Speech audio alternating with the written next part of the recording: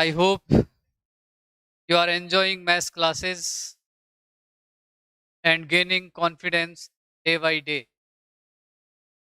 आज हम quadratic equation start करने वाले हैं। जो क्वाड्रेटिक पॉलिनॉमियल किया उसी से रिलेटेड चैप्टर है, तो थोड़ा सा हेल्प मिलेगी इसमें। तो क्वाड्रेटिक इक्वेशन हम आज स्टार्ट करेंगे। क्वाड्रेटिक इक्वेशन अगर आपने जो द्विघातीय व्यंजक अच्छे से पढ़ लिया है तो 50% पार्ट तो हमारा उसी में कवर होता है। अब देखिए, मैं आपको स्टैंडर्ड फॉर्म बताता हूँ क्वाड्रेटिक इक्वेशन की। A X square plus B X plus C equals to 0, ये द्विघातीय समीकरण का व्यापक रूप है। उसमें आपने देखा था क्वाड्रेटिक पॉलिनोमियल में, उसमें इक्वल्स टू 0 नहीं लिखते थे, उसको हम पी एट एक्स या क्यू एट एक्स उससे रिप्रेजेंट करते थे। इसमें हम इक्वल्स टू 0 लिखते हैं बैलेंस करने के लिए, क्योंकि ये समीकरण है। और जब भी कोई समीकरण होता है तो उसमें बीच में इक्वल्स टू का साइन आता है। जरूरी नहीं इक्वल्स टू 0, इक्वल्स टू 5, 7 कुछ भी होगा, लेकिन इसका मानक रूप यह है कि फर्स्ट टर्म एक्स स्क्वायर वाला होता है, सेकेंड टर्म एक्स वाला, और थर्ड टर्म अचर पद होता है A X square plus B X plus C equal to 0। तो ये एक द्विघातीय समीकरण है। अब देखिए, इसको द्विघातीय समीकरण को हल करने के हमारे पास अनेक प्रकार हैं, लेकिन इसके टाइप से हमको लेना देना नहीं है, क्योंकि हमारा जो आंसर है वो तो जो हमारा क्वेश्चन आएगा उसमें हमको डायरेक्ट आंसर पर अटैक करना है कि हमको आंसर निकालना है, वो चाहे किसी भी मेथड से हम निकालें। लेकिन फिर भी मैं एक बार वन बाय वन सारे मेथड्स आपके सामने एक्सप्लेन करूंगा। उसके बाद फिर हम आगे जाएंगे कैसे सॉल्व करते हैं, वो आपको जो मेथड आपको आसान लगेगा आप उससे सॉल्व करिए। तो सबसे पहले है जो गुणनखंड विधि, जिसको फैक्टराइजेशन मेथड भी बोलते हैं।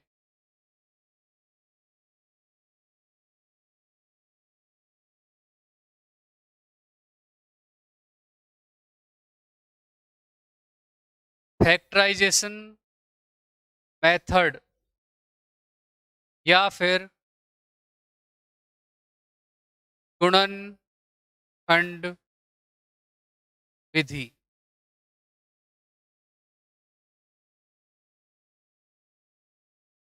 इसमें हमको कोई भी जो व्यंजक द्विघातीय व्यंजक दिया गया है, हम उसके गुणनखंड करने की कोशिश करते हैं। डायरेक्ट अगर गुणनखंड हो जाते हैं तो हम बस उसी से उसको सॉल्व कर लेते हैं। बहुत छोटा सा एक एग्जांपल लेता हूँ।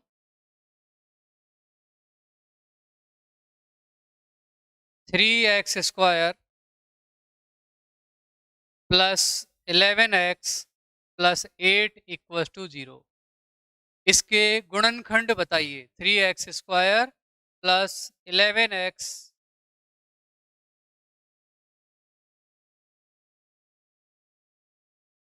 Plus 8 equal to 0। तो जैसे आप जानते हो कि हम इसके मिडिल टर्म स्प्लिट करके फैक्टर्स करेंगे। हमको मल्टीप्लाई करने पर ऐसी नंबर ढूंढनी है जिसको मल्टीप्लाई करने पर 3 इंटू 8 24 आए, और ऐड या सब्ट्रैक्ट करने पर 11 आए। तो आपको पता चल गया 3 एंड 8। 3 में अगर हम 8 प्लस करेंगे तो आंसर आएगा 11, और 3 को 8 से गुणा करेंगे तो आएगा 24, जो कि हमको लाना है। तो बस स्टार्ट हो जाइए आप, जैसे आप द्विघातीय व्यंजक में करते थे। 3x² plus 3x plus 8x plus 8 बराबर 0।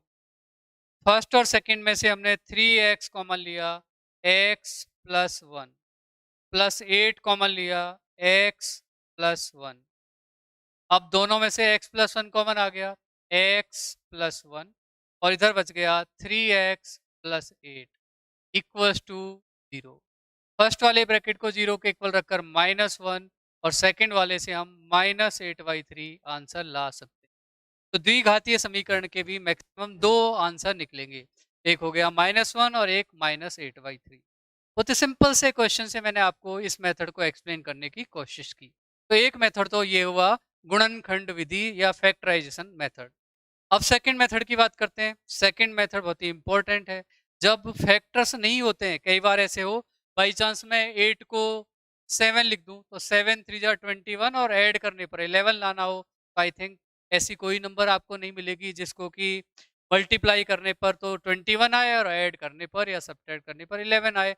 ऐसे क्वेश्चंस में फिर हमको क्वाड्रेटिक फॉर्मूला द्विघात सूत्र लगाना पड़ता है। तो अब हम इस मेथड को पढ़ते हैं, फिर उसके बाद क्वेश्चंस पर आएंगे। तो देखिए, एक और क्वेश्चन मैं लेता हूं। 5x² माइनस 4x प्लस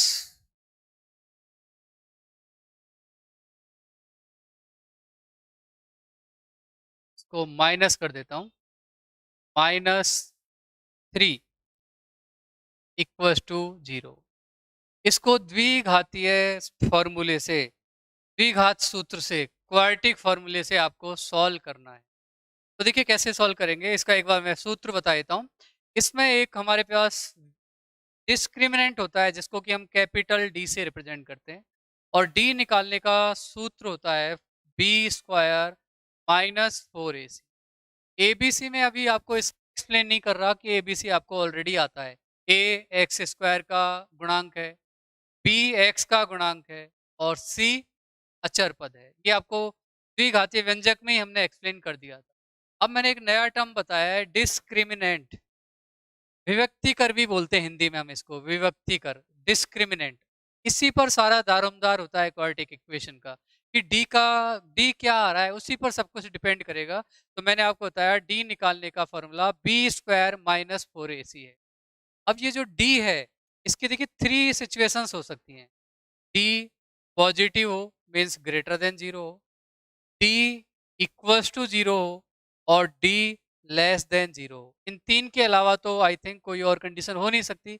या तो जो डिस्क्रिमिनेंट है वो पॉजिटिव होगा, पॉजिटिव मीन्स 0 से बड़ा होगा, या फिर वो 0 होगा, या फिर नेगेटिव मीन 0 से छोटा होगा। तो ये तीन पॉसिबिलिटीज है हमारे पास डिस्क्रिमिनेंट की, D greater than 0, D equal to 0, और डी लेस देन 0। अगर डी 0 से बड़ा है तो जो इसके रूट्स हैं, जीरोज हैं, वो क्या होंगे? Roots are real and distinct.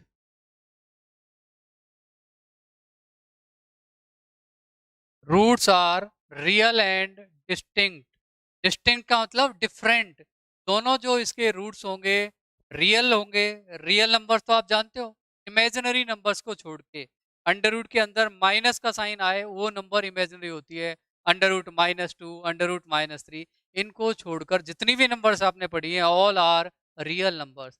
तो अगर डी ग्रेटर देन 0 आया है तो रूट्स आर रियल होंगे एंड डिस्टिंक्ट मीन्स डिफरेंट होंगे, दोनों अलग अलग होंगे। वास्तविक एवं भिन्न, अगर हम हिंदी में बोले इसको, इफ डी ग्रेटर देन 0, तब इसके मूल हैं वो वास्तविक होंगे तथा भिन्न होंगे, अलग अलग होंगे। एक 3 दूसरा -3, एक 3 दूसरा 7, एक 7 दूसरा 1/2। तो ये कब होगा? जब डी ग्रेटर देन 0 है। अगर डी इक्वल टू 0 है तब उसके जो रूट्स आएंगे, दो जो रूट्स आएंगे, रूट्स आर रियल तो होंगे ही, वास्तविक होंगे, लेकिन इक्वल भी होंगे, and equal. Real and equal, real and equal का मतलब एक 3 है तो दूसरा भी 3 होगा, एक -7 है तो दूसरा भी -7 होगा, एक √2 है तो दूसरा भी √2 होगा। रियल एंड इक्वल रूट्स होंगे। और अगर d लेस देन 0 है तो रूट्स आर इमेजिनरी।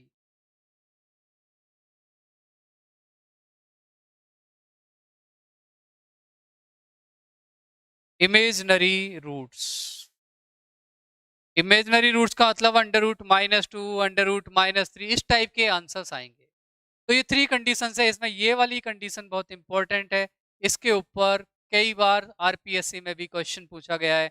कोई भी एक डिफिकल्ट कॉम्प्लिकेटेड सी क्वाड्रेटिक इक्वेशन बना के दे दी जाएगी और पूछेंगे कि इसके अगर मूल समान है, रूट्स इक्वल हैं, वास्तविक और समान कुल के लिए के की वैल्यू बताइए। इस टाइप के क्वेश्चंस आपसे पूछे जाएंगे। तो एक बार आप ये कंडीशंस नोट कर लीजिए, उसके आगे फिर हम चलते हैं।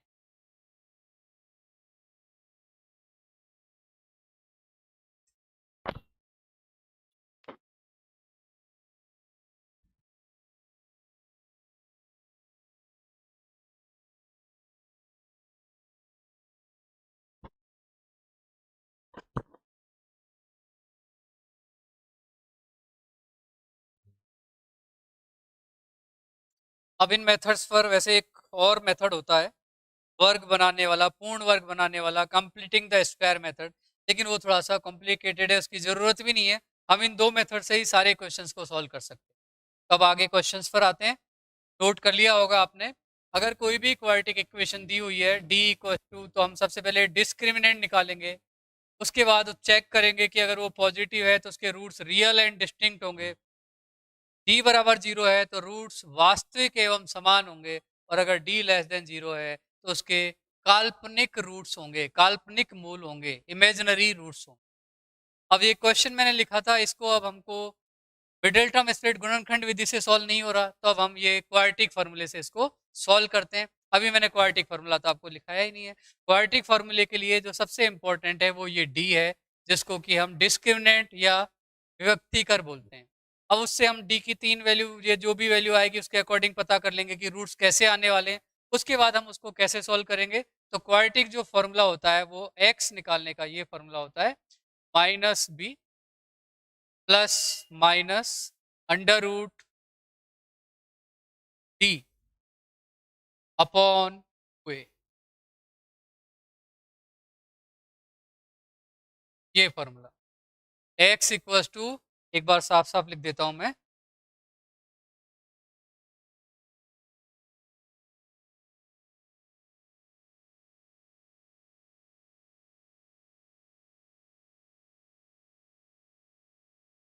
x इक्वल टू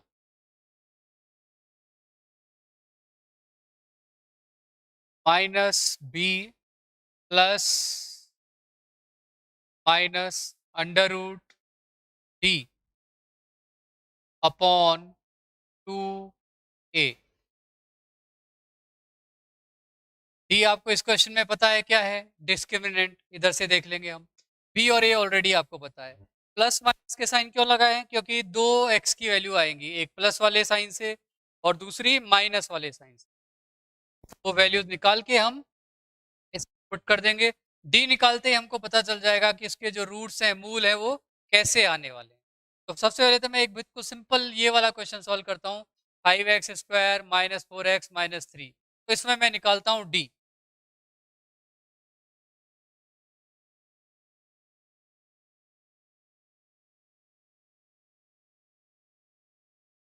तो इस क्वेश्चन में आप मुझे बताइए बी की वैल्यू क्या है।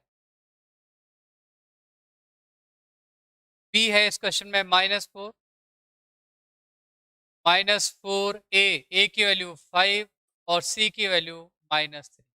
अब हम इसको सॉल्व करते हैं। 16 प्लस 60, आंसर आ गया 76। बताइए ग्रेटर देन जीरो और less than zero. It is greater than zero, और अगर ग्रेटर देन जीरो है तो roots are real and distinct, दोनों जो रूट्स हैं वो वास्तविक होंगे तथा अलग अलग होंगे, भिन्न भिन्न होंगे। दोनों आंसर डिफरेंट डिफरेंट आने वाले हैं।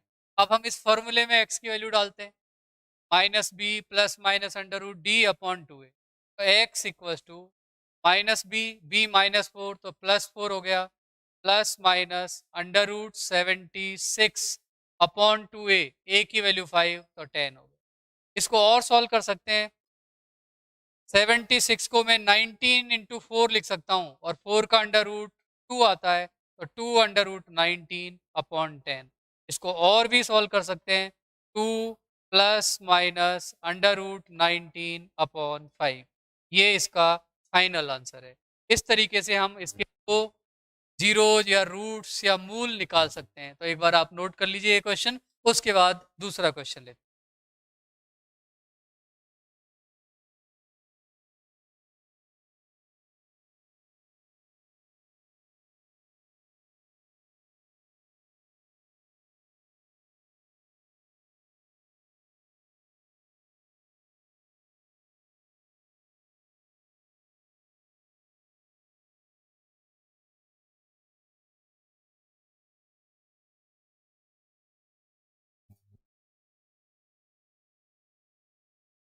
चलो नोट किया आपने, रब कर देता हूँ इसको। Next question, x² -2ax plus a² minus B square equal to 0। अब ये क्वेश्चन आ गया आपके और इससे आपको x की वैल्यू निकालनी है। 4 ऑप्शंस दे दिए जाएंगे आरपीएससी में और उन 4 में से आपको अपना आंसर ढूंढना है। तो आपको इसको सॉल्व करिए x के लिए। सॉल्व करने का वही मेथड हमारा देखते हैं एक बार, क्योंकि फैक्टराइजेशन मेथड से इसका क्या आंसर आता है। अगर उससे नहीं होता तो फिर हम क्वाड्रेटिक फॉर्मूले पे जाएंगे। तो इसमें अगर आप थोड़ा सा देखोगे, फर्स्ट 3 टर्म्स को ऑब्जर्व करिए, x square minus 2x plus ए स्क्वायर। तो ये फर्स्ट 3 टर्म्स मिलकर x minus a whole square बनाती है या नहीं। a minus b whole square, a square minus 2ab plus B. तो ये जो फर्स्ट 3 टर्म्स है वो x माइनस ए का होल स्क्वायर है और b स्क्वायर को मैं b का होल स्क्वायर लिख सकता हूँ। तो finally A square minus B square की आइडेंटिटी बन गई। और इसका फॉर्मूला क्या होता है, A plus B, A minus B, X minus A plus B, X minus A minus B. अब फर्स्ट ब्रैकेट को 0 के इक्वल रखकर आप x equal to A minus B और सेकेंड वाले से आप x की वैल्यू a प्लस बी ला सकते हैं। तो दीज आर द 2 जीरोज। ये 2 आंसर हैं, 2 सॉल्यूशंस हैं, 2 मूल हैं आपकी द्विघातीय समीकरण के, x equal to A minus B तथा x equal to A plus B. बहुत ही सिंपल क्वेश्चन जिसको हमने गुणनखंड विधि से सॉल्व किया। तो नोट करिए इस क्वेश्चन को।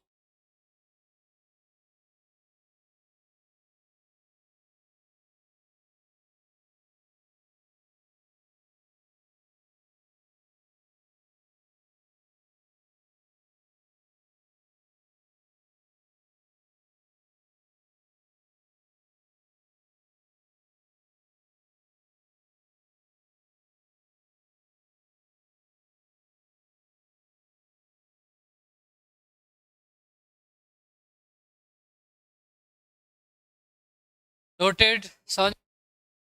देखिए आपको करना कुछ भी नहीं है, क्वेश्चन को अटेम्प्ट करने से पहले बस 1 सेकंड देना है कि कैसे सॉल्व होगा। इसमें हम कौन सा फॉर्मूला लगा सकते हैं, कौन सी आइडेंटिटी लग रही है, 1 सेकंड आप सोचिए, उसके बाद अटेम्प्ट करिए। Next question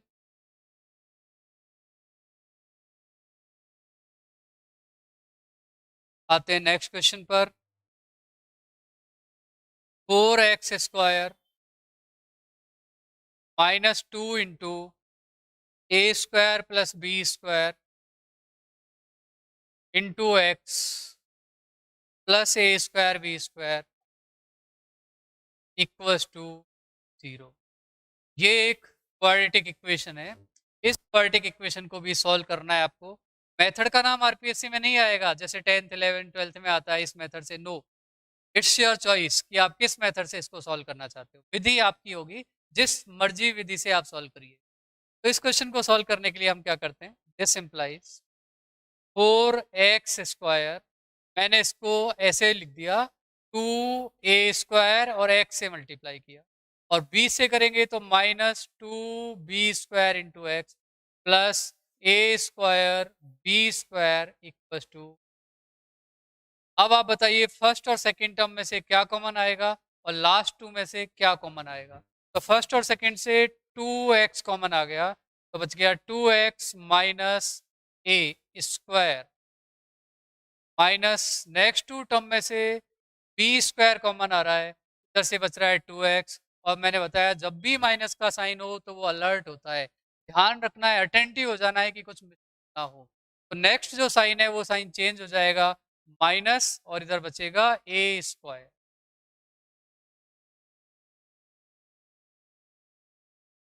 2x minus a square equal to 0।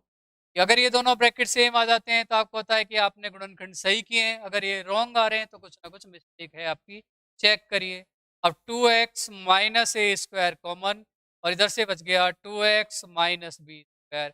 इसके आगे के स्टेप्स आपको पता है, इसको 0 के इक्वल रखकर x equal to A square upon 2, और सेकेंड वाले को रखेंगे अगर हम तो x इक्वल टू आएगा बी स्क्वायर अपॉन। ये हमारा फाइनल आंसर है, x equal to A square upon 2 and x equal to B square upon. तो जब आरपीएससी में ये question find the roots of the given quadratic equation और की गई द्विघातीय समीकरण के मूल बताइए, तो 4 ऑप्शंस में आपको एक में ए स्क्वायर बाई 2 देगा, दूसरी में बी स्क्वायर बाई 2 देगा, थर्ड में दोनों देगा और फोर्थ में a square by 2 minus B square by 2 देगा। तो आपको तो बस अपने आंसर पर फोकस करना है कि कौन से ऑप्शंस में है, बस उसी को सर्कल करके आना है। ठीक है, नोट करिए।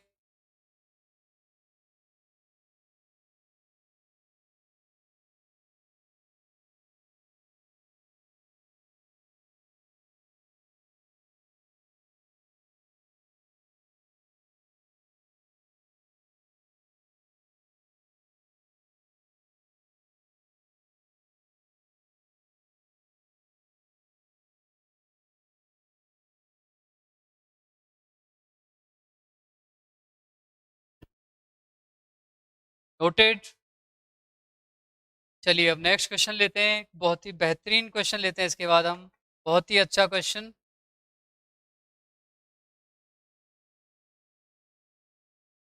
9x² minus 9 a plus B into X plus 2a²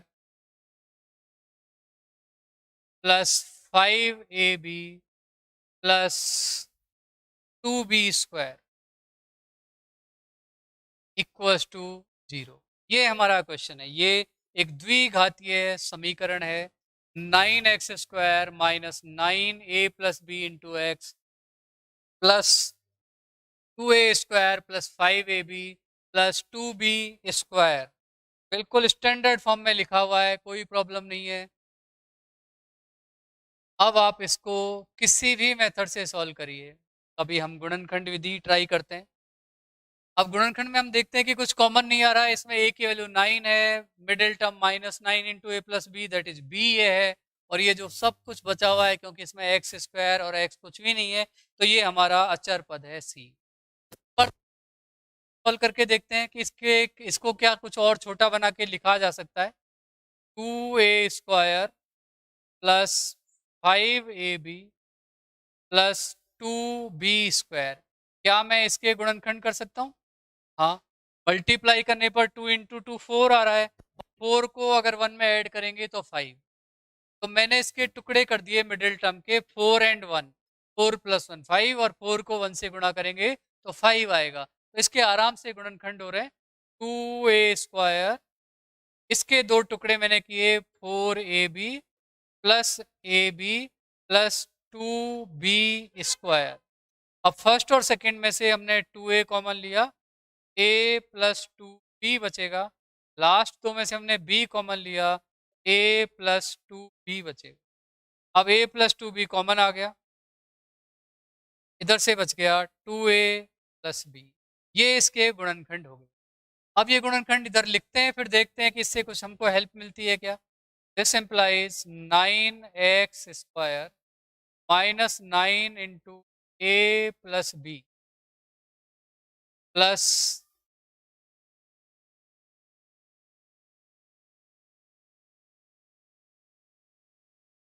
9a plus B into X plus ये जो ब्रैकेट है उसको सॉल्व करके मैंने इसके दो फैक्टर निकाले, a plus 2b into 2a plus B बराबर 0। अब आप देखिए अभी भी हमारा कुछ काम नहीं चल रहा है, तो थोड़ा और दिमाग लगाना है। इसमें ये जो मिडिल टर्म है 9 इंटू ए plus B plus into x, इसको कुछ और हम मॉडिफाई करके लिखते हैं। मतलब इसमें ऐसे टर्म लाने a प्लस 2b और 2a प्लस बी, इस तरीके टर्म लाएंगे भी इसमें कॉमन आएगा। तो ये जो a प्लस बी है, आप एक बार इधर देखो, मैं इसको ऐसा लिखना चाहता हूँ a plus 2 plus 2a plus B. तो इसको सॉल्व करूंगा तो आंसर आएगा 3a प्लस 3b। इधर तो a प्लस बी है, इसका मतलब मैं इसको ऐसे लिख 3a प्लस 3b होगा, तो मैं उसको ऐसा लिख सकता हूँ। लेकिन मेरे पास तो 9 टाइम्स a प्लस बी है, तो आप ध्यान दो, इस 9a प्लस बी को मैं ऐसे लिखूंगा 3 into 3 times a plus B, और ये जो 3 टाइम्स a प्लस बी इधर आपके पास है उसको लिख सकता हूँ ऐसे। तो ये बहुत ही इंपॉर्टेंट क्वेश्चन है, काफी सोचना पड़ रहा है इस क्वेश्चन में। तो आप बहुत इम्पोर्टेंट, लेकिन है सिंपल। एक बार जब आप इसको सॉल्व कर लोगे तो आपको भी मेथड पता होगा कि क्या करना है। जो कांस्टेंट टर्म है उसके अलग से गुणनखंड कर लो। जैसे गुणनखंड की शक्ल है उसी फॉर्मेट में मिडिल टर्म को आपको कन्वर्ट करना है। मिडिल टर्म की शक्ल भी वैसी ही बनानी है, उसके लिए आपको चाहे कुछ जोड़ तोड़ करना पड़े। सरकार बनाने के लिए भी करते हैं ना जोड़ तोड़, कभी किसी निर्दलीय प्रत्याशी को अपनी तरफ मिलाते हैं, कभी उसको लाते हैं। तो ऐसे भी आपको जोड़ तोड़ करनी पड़ती है मैथ्स में भी। जोड़ तोड़ करके इस तरह की फॉर्मेशन बनानी है कि कॉमन आए, तभी आगे सॉल्व होगा। तो ये जोड़ तोड़ आपको मैं फिर से समझा रहा हूँ। तो 9 इंटू ए प्लस बी है, उसको मैंने लिख दिया 3 इंटू 3 टाइम्स ए प्लस बी, तो 3 3 9 हो जाएगा। और ये जो 3a प्लस 3b है, ये जो 3a प्लस 3b है, इसको ऐसा लिख सकते हैं। तो मैं नेक्स्ट लाइन में लिखूंगा 9x² -3 तो एज इट इज, उसके बाद ये a+2 plus 2a+b into X bracket close, और लास्ट वाले दो term as it is, plus a+2b a+2b into 2a+b equal to 0। इतना समझिए और इतना नोट करिए, उसके बाद नेक्स्ट स्टेप लिखता हूं।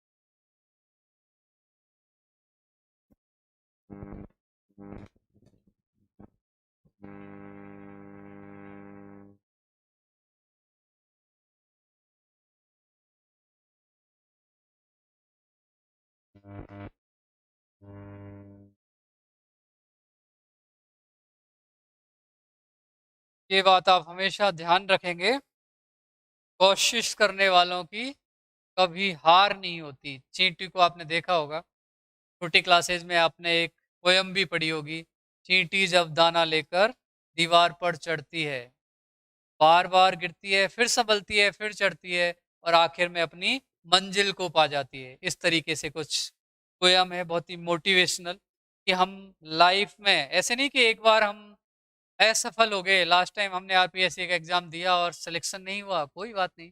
टीटू को देखिए आप, कितनी बार गिरती है, 4 बार, 5 बार, 10 बार, कई बार हमारा हाथ लग जाता है, उससे गिर जाती है, फिर चढ़ती है, फिर ऊपर जाती है, फिर आती है। तो उसकी मेहनत देखिए। और अगर वो हमारी तरह एक बार में ही हार मान ले तो क्या वो आपको अपनी मंजिल तक पहुंच पाएगी? नहीं। तो अपनी जो कोशिश है वो लगातार करते रहना चाहिए, तभी हम अपनी मंजिल तक पहुंच सकते हैं। तो चींटी भी हमको बहुत अच्छी शिक्षा देती है कि कभी भी हार नहीं माननी चाहिए और लगातार प्रयत्न करते रहना चाहिए, जब तक कि हम अपनी मंजिल तक पहुंच नहीं जाते। और अब हमारी मंजिल क्या है? ये जो आरपीएससी का सेकंड ग्रेड का एग्जाम होने वाला है, इसको क्रैक करना। जब तक ये क्रैक नहीं होगा तब तक हम बैठेंगे नहीं, इसके लिए हम लगातार प्रयासरत रहेंगे। तो नेक्स्ट क्वेश्चन, इसी क्वेश्चन को अब आगे कंप्लीट करते हैं। इतना नोट किया होगा आपने। अब आपको क्या करना है इस क्वेश्चन में?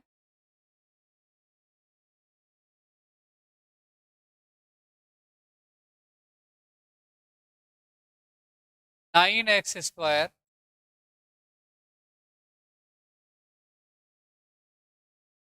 -3 टाइम्स a+2b इंटू एक्स, इसको अलग कर दिया, माइनस, ये माइनस का साइन है, 3 इंटू 2a+b इंटू एक्स, इसको सेपरेट कर दिए।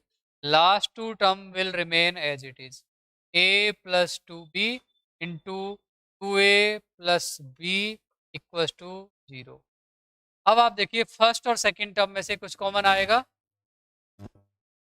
देखिए फर्स्ट और सेकंड में से कुछ कॉमन आ रहा है, और सेकंड और थर्ड में से भी कुछ कॉमन आ रहा है। तो फर्स्ट और सेकंड में से आप बताओ क्या कॉमन आएगा? 3x, 9 और 3 में से 3, और एक्स स्क्वायर और एक्स में से x, तो 3x कॉमन। ये मैं रब कर देता हूं जो आपने लिख लिया है।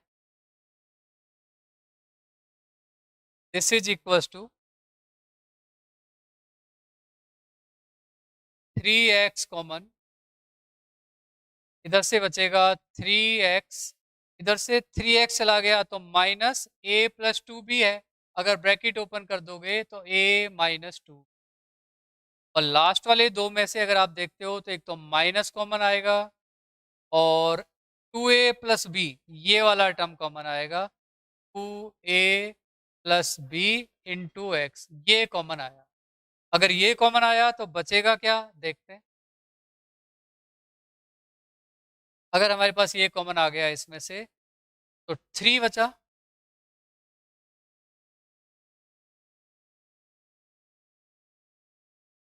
और x कॉमन, x इसमें तो था ही नहीं, तो ये हमने बाई मिस्टेक कॉमन ले लिया x, इसको हटाते हैं, सिर्फ 2a प्लस बी कॉमन आएगा तो 3x बचेगा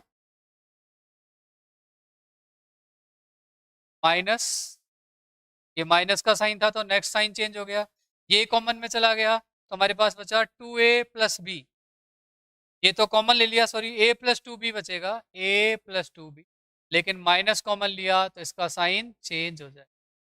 अब आप देखिए ये वाला ब्रैकेट और ये वाला ब्रैकेट दोनों सेम आ गए, इसका मतलब हम जो लिख रहे हैं कर रहे हैं वो बिल्कुल सही चल रहा है। अब आप इसको नेक्स्ट टर्म लिख लिए, 3x माइनस ए minus 2b into 3x minus 2a minus b. मैं ब्रैकेट जब ओपन कर रहा हूँ तो साइन का ध्यान रख के साइन चेंज कर रहा हूँ, माइनस है तो प्लस बना रहा हूँ, अगर प्लस है तो कोई चेंज नहीं कर। इसके बाद सिंपल फर्स्ट ब्रैकेट को जीरो के इक्वल रखो, x इक्वल टू आएगा a प्लस 2b अपॉन 3, और सेकेंड वाले को जीरो के इक्वल रखो, आंसर आएगा 2a प्लस बी अपॉन 3। तो ये हमारा फाइनल आंसर, नोट करिए आप।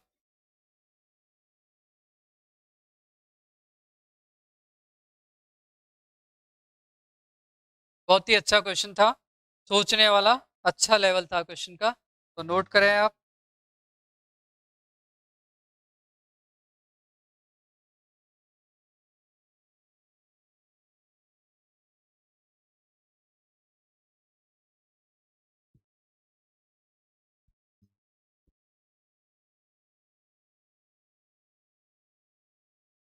एक और बहुत अच्छा क्वेश्चन देने वाला हूं मैं, अच्छे लेवल का आपको, इसको नोट करिए।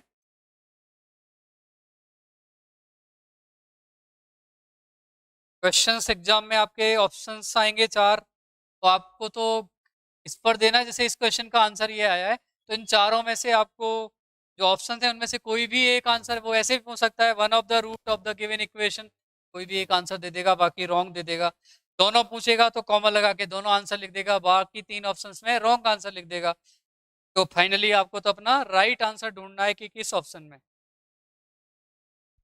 चलिए क्वेश्चन लेते हैं।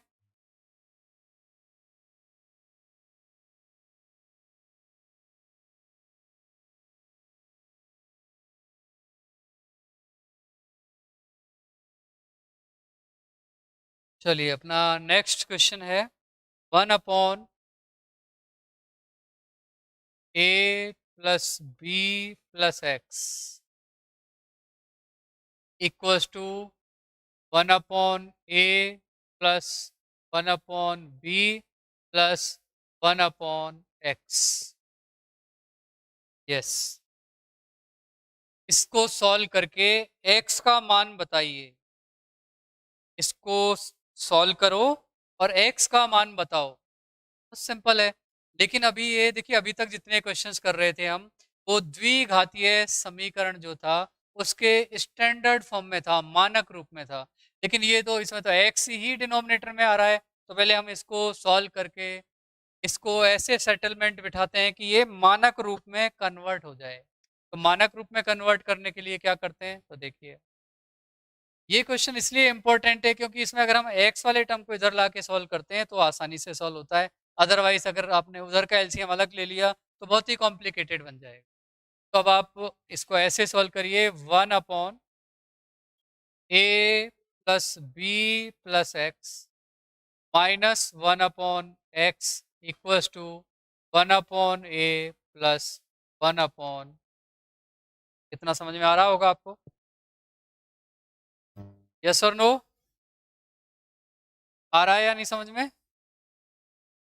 अब आप, जब आपको बताया कि जब न्यूमरेटर और डिनोमिनेटर फॉर्म में हो तो क्या करना होता है आपको,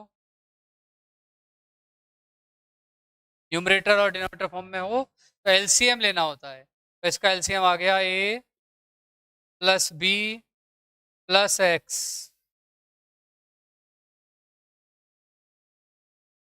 ए plus B plus x into x, ये एलसीएम आया। इसको जब हम इससे डिवाइड करेंगे तो एक्स बचेगा और इधर आएगा a plus B plus x equals to, इधर भी एलसीएम ले लीजिए, ए इंटू बी एलसीएम आया तो बी प्लस ए बच गए। दिस इम्प्लाइज, अब देखिए क्रॉस मल्टीप्लाई भी करेंगे और सॉल्व भी करेंगे इसको। x, इसका ब्रैकेट ओपन करूंगा तो ये माइनस एक्स होगा, ये प्लस एक्स और ये माइनस एक्स कट जाएगा, तो माइनस ए प्लस बी बचने वाला है इधर।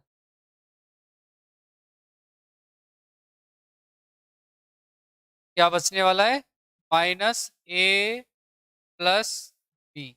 एक्स तो कैंसिल हो गया एक्स से, एक्स माइनस एक्स, और क्रॉस मल्टीप्लाई वज्र गुणा करेंगे हम इसको ए, और राइट हैंड साइड में हमारे पास b प्लस ए लिखो या a प्लस बी लिखो, एक ही बात है, और ये वाला टर्म एज इट इज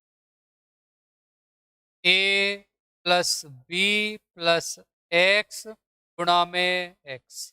इतना समझ में आया होगा आपको। इसमें a प्लस बी से a प्लस बी कैंसिल हो गया, इधर सिर्फ बचा माइनस ए इंटू, और राइट हैंड साइड दाई तरफ अगर आप देखो तो मैं उसको ऐसे लिख देता हूँ, x square plus A X plus B x. देखो इतना समझ में आया है या नहीं आपको, समझ में आया तो फिर हम इसको आगे ले जाते हैं।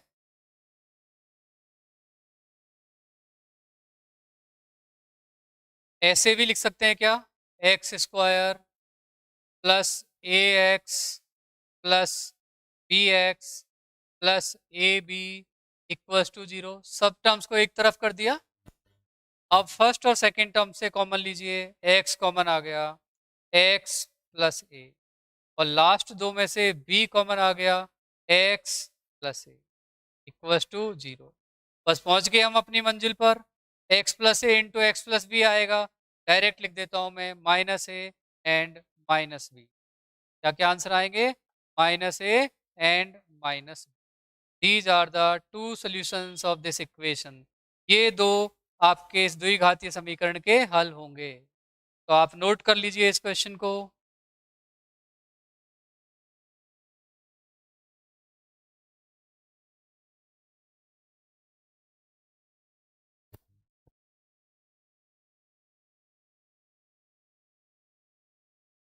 तो आपने देखा कि द्विघातीय व्यंजक और द्विघातीय समीकरण टकरा जाएंगे, आपको इन दोनों में से एक दो क्वेश्चन 100%। तो आपको बहुत ही सिंपल से टॉपिक से मैंने स्टार्ट किया है, बिल्कुल जीरो लेवल से मैंने पढ़ाना स्टार्ट किया है, जिससे आपको एक बार कॉन्फिडेंस आए। फिर हम थोड़े से कॉम्प्लिकेटेड चैप्टर्स पर आएंगे जो आपको जब 11th-12th में पढ़ते थे तब भी शायद परेशान करते होंगे, है ना। स्ट्रेट लाइन, पैराबोला, हाइपरबोला, उन चैप्टर्स पर हम आएंगे।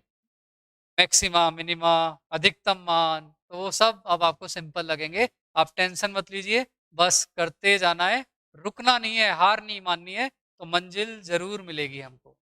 तो फटाफट से नोट करिए इसको।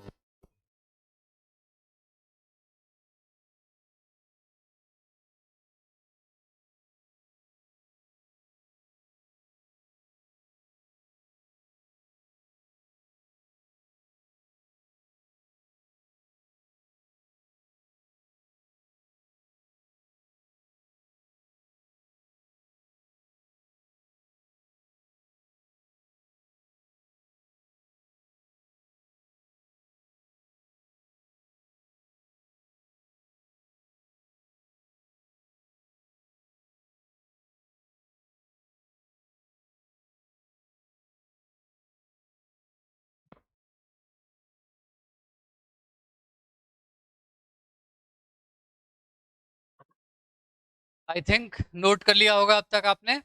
नेक्स्ट क्वेश्चन लेते हैं।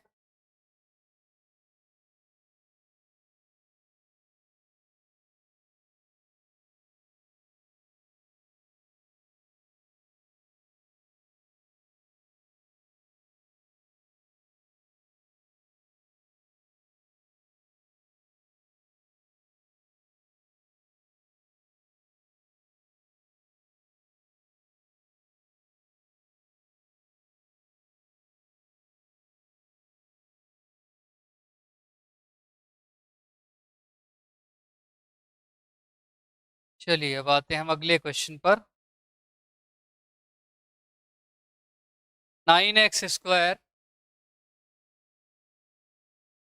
प्लस 7x-2, इसको आप क्वाड्रेटिक फॉर्मूले से सॉल्व करिए, डी वाले मेथड से सॉल्व करिए। एक दो क्वेश्चन इसके भी करते हैं, एक और सिंपल क्वेश्चन बीच में आप थक गए होंगे। डी निकालते हैं, जल्दी जल्दी सॉल्व कर देता हूं मैं इसको। D equal to b² minus 4ac, ये फॉर्मूला हो गया।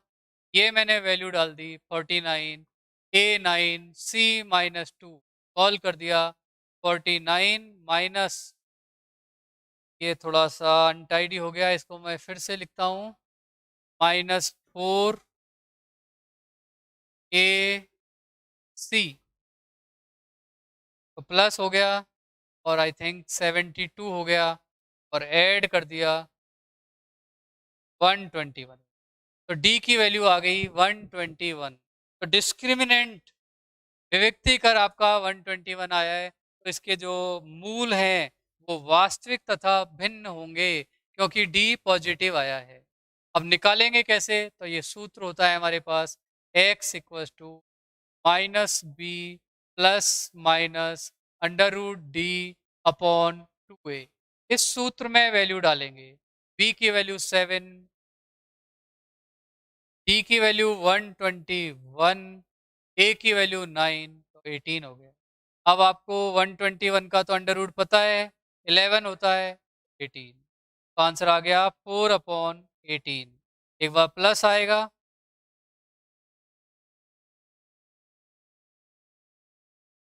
-7 + 11 तो 4 आएगा, और अगर माइनस का साइन लेंगे तो -18/-18 आएगा, तो 2/9 क्या आंसर होगा, 2/9 और -1, ये हमारा फाइनल आंसर होगा, 2/9 और -1। नोट करिए, बिल्कुल सिंपल सा क्वेश्चन था जिसको हमने क्वाड्रेटिक फॉर्मूले से सॉल्व किया, द्विघातीय सूत्र से।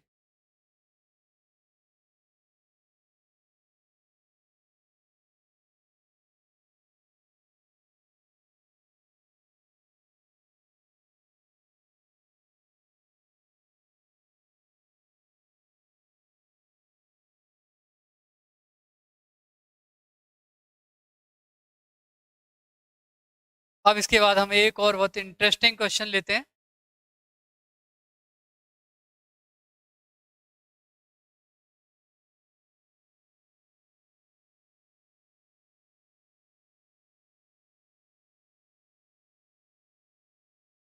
देखिए क्वेश्चन क्या है, सुनिए। If -4 is a root of the equation x² plus px minus 4 equals to 0, and the quadratic equation x² plus px plus k equals to 0 has equal roots, then find the value of k। अब मैं आपको एक बार फिर से समझाता हूँ। ये दो समीकरण हैं, पहली समीकरण के दो जीरोज होंगे, दो मूल होंगे, उसमें से एक आंसर दे रखा है -4। -4 इस समीकरण का एक आंसर है, तथा दूसरी समीकरण के जो मूल हैं वो समान हैं, इक्वल रूट्स हैं, तब आप k की वैल्यू बताइए। एक बार फिर से एक्सप्लेन करता हूं। हमारे पास दो समीकरण है, पहली समीकरण का एक आंसर -4 है, तथा दूसरी समीकरण के रूट्स इक्वल हैं, तो बताओ k की वैल्यू क्या होगी। सिंपल भी है और आरपीएससी के लिए इंपॉर्टेंट भी है, छोटा क्वेश्चन है, बहुत आराम से आप सॉल्व कर सकते हैं। तो देखिए कैसे सॉल्व करते हैं इस क्वेश्चन को। -4 जब इसका रूट है, जब ये इसका आंसर है, तो आपको उसमें भी बताया था द्विघातीय व्यंजक में, अगर ये इसका एक आंसर है तो इस इक्वेशन को सेटिस्फाई करेगा। तो इसमें हम x की वैल्यू -4 डालेंगे, तो -4 का square plus p into -4 -4 equal to 0। तो ये हो गया 16, ये हो गया -4 और ये हो गया -4 इक्वल टू 0। सॉल्व करिए, 16 - 4 12, इक्वल्स टू 4p, तो p इक्वल्स टू आ गया 3, ये कट गया इससे 3 टाइम्स, तो p की वैल्यू हमारे पास 3 आ गई। अब हम क्या करेंगे, 3 इसमें डाल देते हैं, p के वैल्यू हमारे पास आ गई 3, तो x square plus 3x plus के इक्वल्स टू 0। अब हमको क्वेश्चन में ये भी दिया हुआ था कि जो दूसरी समीकरण है उसके मूल समान है, roots are equal, roots are equal, इसके दोनों मूल समान हैं।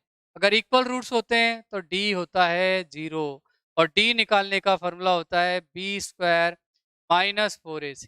अब हमारे पास b की वैल्यू है 3, तो उसका स्क्वायर हो गया 9, a की वैल्यू है 1 और c की वैल्यू है k। सॉल्व करो, 4k 9, तो k आ गया 9/4। ये आपको आपके 4 ऑप्शंस में जहां भी मिले उसको आपको काला कर देना है। ये हमारा फाइनल आंसर हुआ। नोट करिए और बताइए कोई प्रॉब्लम है तो।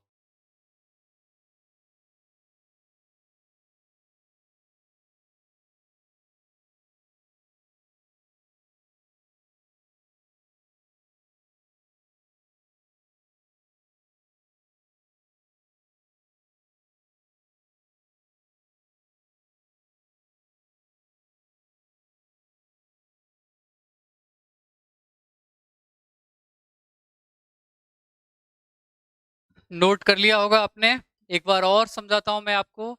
इस समीकरण का एक मूल -4 है, तो जब उसका एक आंसर दे रखा है, भाई हमको पता है ऑलरेडी क्वेश्चन में दिया है कि ये इसका आंसर है, तो वो उस समीकरण को सेटिस्फाई करेगा, मतलब एक्स की उसमें वैल्यू डालेंगे तो L H S equal to R H S आएगा। तो मैंने इसमें एक्स की वैल्यू -4 डाल दी, जहां भी मुझे -4 दिखा मैं उसको हटाता चला गया और उसकी जगह क्या लिखता चला गया, -4। तो -4 -4 -4 का स्क्वायर 16, इसको इससे मल्टीप्लाई किया -4, ये -4, सिंप्लीफाई कर लीजिए, P3 आ गया। अब हम P की वैल्यू 3 इसमें डाल देते हैं, तो ये इक्वेशन बन गई। इस इक्वेशन के रूट्स इक्वल हैं तो हमने d को 0 लिख दिया, और d तो बी स्क्वायर माइनस 4ac होता है, तो इसमें हम b, a और c की वैल्यू डाल देते हैं। सॉल्व करेंगे तो k आ गया 9/4। इसी पैटर्न का और एक क्वेश्चन लेते हैं, one more question of this pattern.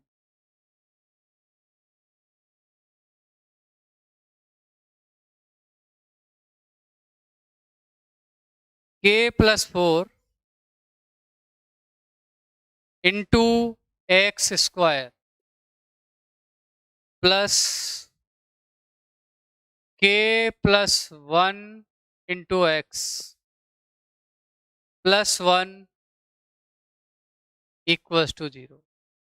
इस समीकरण के मूल समान है, k का मान बताइए। मैं आपसे डेली बोल रहा हूँ, मैथ्स ऐसा सब्जेक्ट नहीं है कि थाउजेंड्स क्वेश्चंस करना पड़े। अगर आपने अपने कॉन्सेप्ट स्ट्रॉन्ग बना लिए तो आप 1 2 3 क्वेश्चन से मैक्सिमम आप उस कॉन्सेप्ट को पक्का कर सकते हो। बस आपको बिल्कुल कॉन्सेप्ट क्रिस्टल एंड क्लियर होना चाहिए, ये नहीं कि कंफ्यूजन हो कि ये ऐसे है तो ए क्या होगा, बी क्या होगा। चाहे जैसी भी इक्वेशन दे रखी हो उसको आपको मानक रूप में व्यक्त करना है, स्टैंडर्ड फॉर्म में कन्वर्ट करना है। उसके बाद अगर आपने ए बी सी, द्विघातीय व्यंजक में भी और द्विघातीय समीकरण में भी ए बी और सी का बहुत इंपॉर्टेंट रोल है।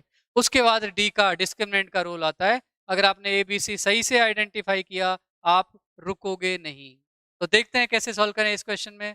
इसके मूल समान है, रूट आर इक्वल, तो हमारे पास बात आएगी कि डी 0 होगा। रूट्स अगर इक्वल हैं तो डी 0 होगा। डी 0 होने का मतलब है बी स्क्वायर -4ac, ये जो डिस्क्रिमिनेंट है इसकी वैल्यू 0 होगी। अब ये तो मानक रूप में लिखी हुई है समीकरण, a की वैल्यू k+4 है, b की वैल्यू k+1 है और c की वैल्यू 1 है। बस बच्चों क्या करना है, वैल्यू डालनी है, आंसर तो मजबूर हो जाएगा आने को। अगर आप सही तरीके से लाओगे, सही तरीके से क्वेश्चन को मनाओगे तो 100% वो आएगा। अगर आपका तरीका ही रॉन्ग हुआ तो नहीं आएगा, तो आप तरीका सही रखना है। b k+1 -4 a k+4 c 1 equals to 0। आ जाइए अब आप अपने पैटर्न पर। k+1 का होल स्क्वायर हो गया k² plus 2k plus 1 minus 4k minus 16 equals to 0. This implies k square minus 2k minus 15 बराबर 0. This implies, अब आप इसके गुणनखंड करिए, गुणनखंड के तो आप मास्टर हैं, गुणनखंड तो आप आराम से कर सकते हैं। ऐसी नंबर ढूंढनी है मल्टीप्लाई करने पर -15 और जोड़ने या घटाने पर -2 -5 एंड +3। अगर के स्क्वायर का कोफिशिएंट 1 है तो आप डायरेक्ट भी आंसर लिख सकते हैं -5 + 3। देखिए -5 को +3 से मल्टीप्लाई करो -15 आएगा, -5 + 3 को सॉल्व करो -2 आएगा। तो आप सही जा रहे हैं। तो इससे क्या होगी के की वैल्यू, फर्स्ट वाले ब्रैकेट से 5 और सेकंड वाले ब्रैकेट से -3। कई बार इन दो वैल्यू में से एक वैल्यू रिजेक्ट भी हो जाती है। बाई चांस इसका आंसर -4 आता तो वो रिजेक्ट हो जाता। क्यों? क्योंकि अगर यहाँ -4 होता तो के की वैल्यू में -4 रखता तो ये वाला टर्म 0 हो जाता। लेकिन आपको पता है कि ये 0 नहीं होना चाहिए। तो जब आरपीएससी में क्वेश्चन आता है तो इसी तरीके से कई बार सिली मिस्टेक हमसे हो जाती है जल्दीबाजी में। हम दोनों ही आंसर्स को मान लेते हैं। ऑप्शंस में दोनों आंसर भी दिए गए होंगे लेकिन एक आंसर उस केस में रिजेक्ट हो गया होगा। तो आपको इस चीज का बिल्कुल चारों तरफ से अपना दिमाग खुला रखना है। भी तो इस क्वेश्चन में दोनों ही वैलिड आंसर्स हैं, k = 5 एंड k = -3। तो नोट करिए आप।